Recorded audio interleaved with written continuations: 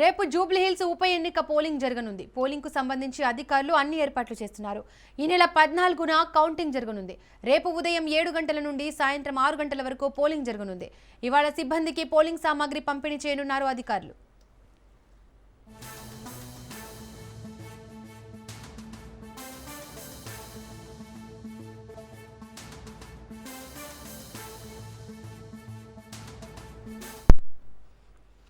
జూబ్లీహిల్స్ ఉప ఎన్నిక బరిలో మొత్తం 58 మంది అభ్యర్థులు ఉండగా ప్రధానంగా కాంగ్రెస్, బీఆర్ఎస్, బీజేపీ మధ్య పోటీ ఉంది. నియోజకవర్గంలో 4 లక్షలకు పైగా ఓటర్లు ఉన్నారు. మొత్తం 407 పోలింగ్ స్టేషన్లు ఏర్పాటు చేశారు. వీటిలో 226 పోలింగ్ సమస్యాత్మకంగా స్టేషన్లుగా గుర్తించారు అధికారులు. అన్ని పోలింగ్ స్టేషన్లలో సీసీ కెమెరాలు ఏర్పాటు చేశారు. ఈసారి కొత్తగా డ్రోన్ల ద్వారా నిఘా పెడుతున్నారు. ఒక్కో పోలింగ్ స్టేషన్లో 4 బ్యాలెట్ యూనిట్లు ఉన్నాయి. 139 పోలింగ్ లొకేషన్స్లో 407 పోలింగ్ బూత్లు ఏర్పాటు చేశారు. బూత్ల దగ్గర 3 అంచెల భద్రతను ఏర్పాటు చేశారు.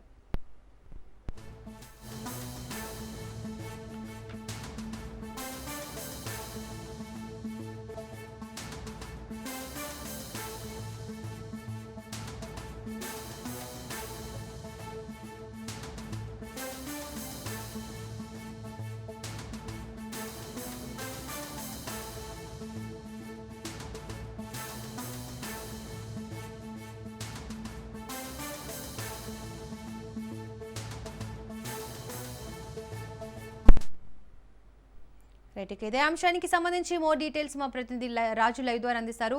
రాజు, రేపు జరగబోయే జూబ్లీహిల్స్ బైపోల్ ఎలక్షన్స్ కి ఏ విధంగా జరిగే ఏర్పాట్లు?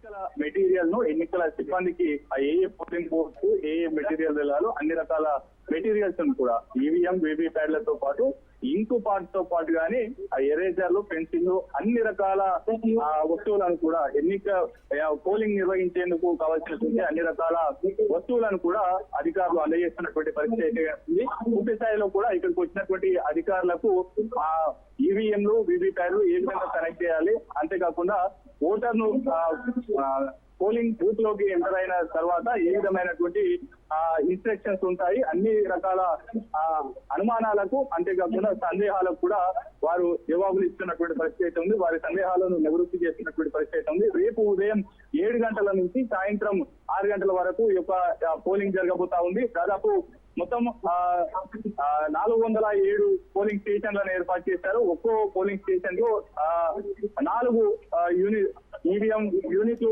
ఉండబోతా ఉన్నాయి. ఎందుకంటే 58 మంది అభ్యర్థుల యొక్క ఉప ఎన్నికల్లో పోటీ పడుతున్నారు కాబట్టి అందరూ అభ్యర్థులకు సంబంధించినటువంటి సింబల్స్, వారి ఫోటోస్, పక్కన పేరు కూడా ఉంటుంది.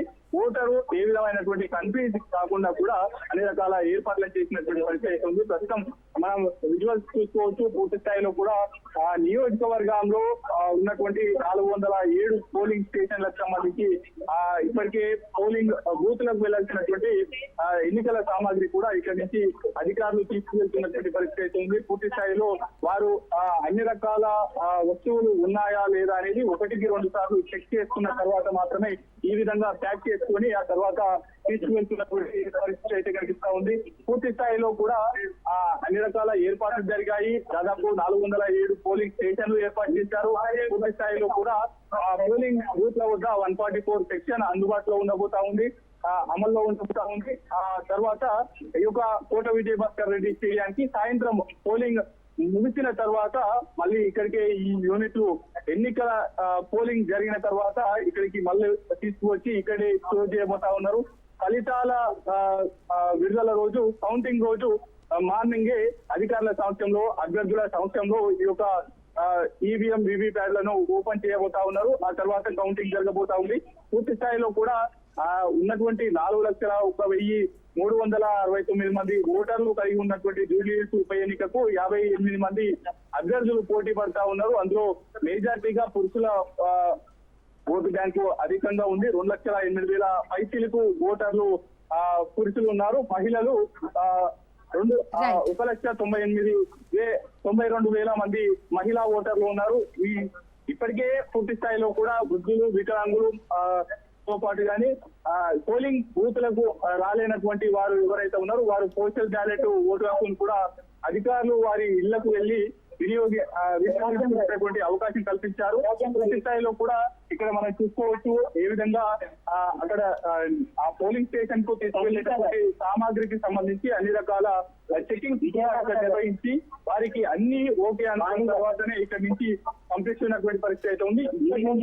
బయలుదేరేటటువంటి ఎన్నికల సిబ్బంది ఎవరైతే ఉంటారో వారు కూడా ఈ యొక్క ఈవీఎం వీవీప్యాట్ తో పాటు కానీ ఎన్నికల మిషనరీ తీసుకువెళ్ళినటువంటి వారు నేరుగా ఆ యొక్క పోలింగ్ స్టేషన్ లోనే బస చేస్తారు. ఇవాళ రాత్రి కూడా అక్కడే నిద్రపోతారు.